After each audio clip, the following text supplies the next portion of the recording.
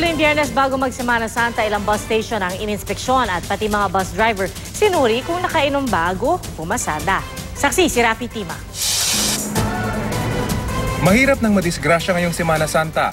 Kaya ang mga bus driver sa Araneta Center Bus Station, isa-isang sumalang sa breathalyzer test ng MMDA para malaman kung may nakainom sa kanila. Wala namang nagpositibo. Sana wala nang mahuli para ligtas lahat ng pasahero ng bus na pag-uwi nila.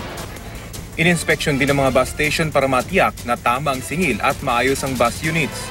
Pati DTI nakabantay. Tinarget ang mga nananaga sa presyo ng bottled water.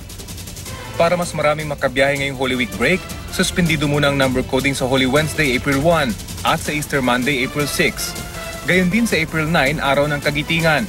Tigil operasyon din ng MRT at LRT mula April 2 hanggang April 5.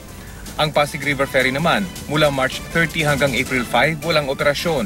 Ilang kalsada rin sa Metro Manila ang sarado sa mahal na araw dahil sa kaliwat ka ng road repairs at aktibidad.